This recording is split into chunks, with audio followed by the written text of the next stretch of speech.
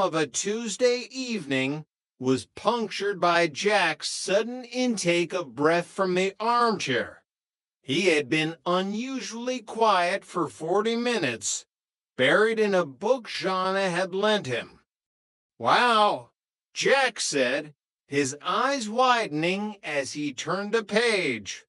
"Jana, I finished that spicy book you gave me to read." Jana looked up from the table where she was sketching a floral arrangement. A faint blush crept into her cheeks. "That was quick. I just gave it to you yesterday." "Yeah, well, I'm no fool." Jack grinned, closing the book with a thwack. "I went straight for the pages with the corners turned down.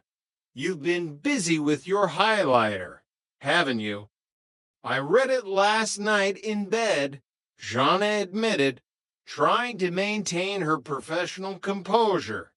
"It was informative." "Informative," Jack laughed, leaning forward. "It was like reading a gourmet menu at a health farm. So much forbidden fruit, so little time." "Well, I'm glad you enjoyed it," Jana said, standing up to clear her sketches. "Oh, don't go yet.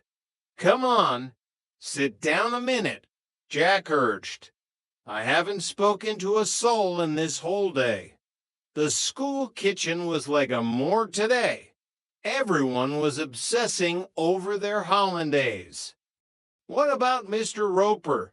Jana asked, pausing. "Didn't you see him in the hallway?" "Him?" Jack scoffed. "All I get from him is one grunt for yes, 2 grunts for no, and a burp when he wants his dinner. Talking to Stanley is like trying to interview a hibernating bear." Jana smiled, finally sitting back down. "He is a man of few words, most of them one syllable."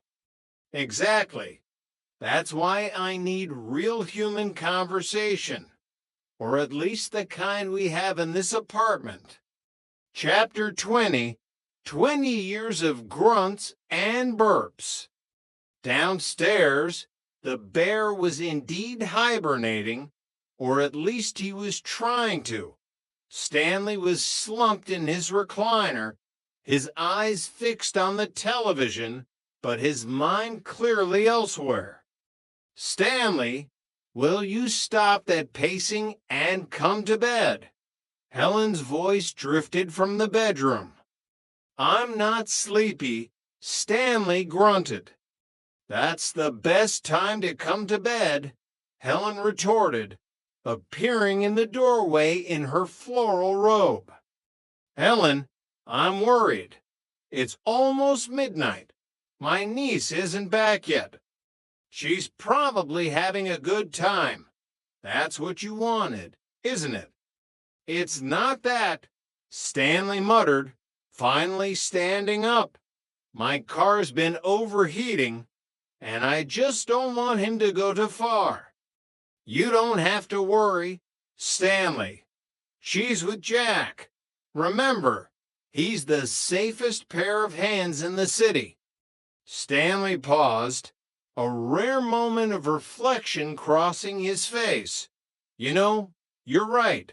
How far can they go?" Wait a minute. I just had a thought." "Well, there's a first time for everything," Helen said, leaning against the doorframe. "Helen, guys like Jack, is it possible that they've got some normalness left over in them that could come out at any time?" "I don't know, Stanley. I mean, my niece is a beautiful girl. He could convert." "Don't worry. I don't think Jack will ever change," Helen reassured him, though her eyes twinkled with a secret amusement. "You're not just saying that to make me feel better, are you?" "No, Stanley. because you read about it in the papers all the time, about people getting changed from men to women and vice versa. How do they do it, Helen?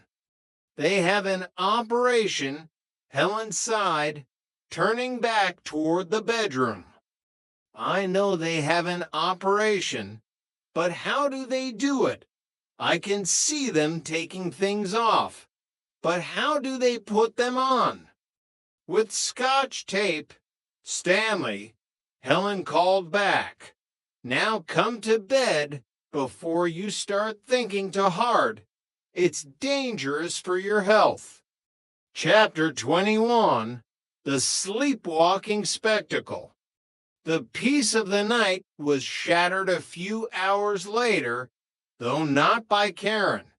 Upstairs, the Bohemian Revolution Stanley had feared was taking a much quieter, stranger form. Chrissy, Chrissy, Jeanette's voice was a frantic whisper in the dark living room. Oh, my God!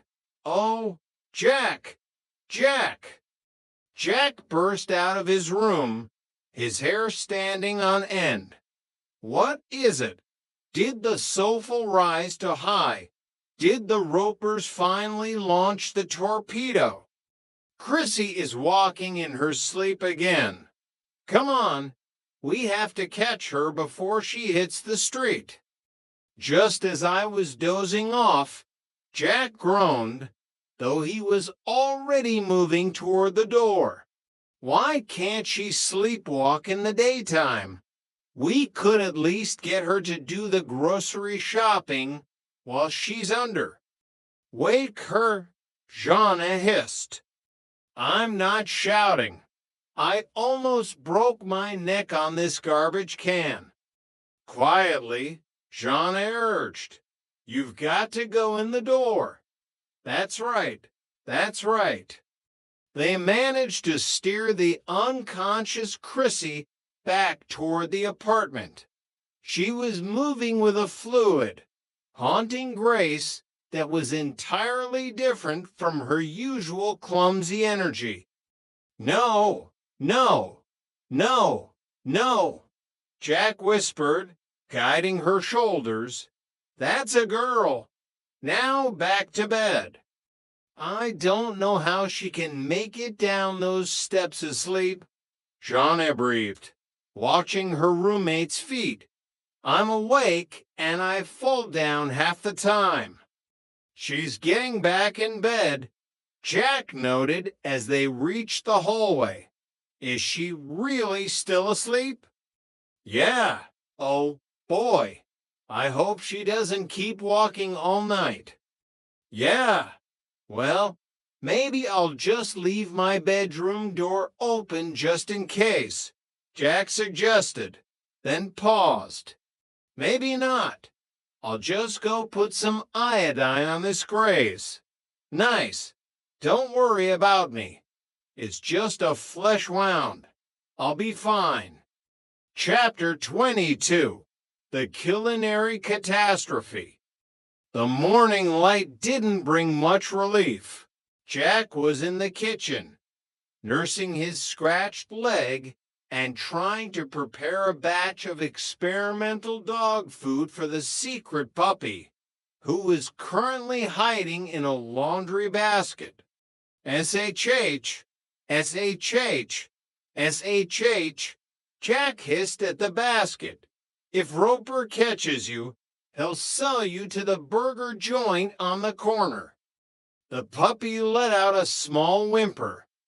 What's the matter, little girl? Huh. Little thing can't sleep. You know, maybe she's hungry. He started heating some bone meal and jelly on the stove. Just as the scent began to waft through the air, a scent that was distinctly kennel adjacent, Stanley Roper's face appeared in the window. I've been hearing a lot of whimpering. Tripper, Stanley shouted through the glass. Got a dog up here? What makes you think that? Jack asked, shielding the laundry basket with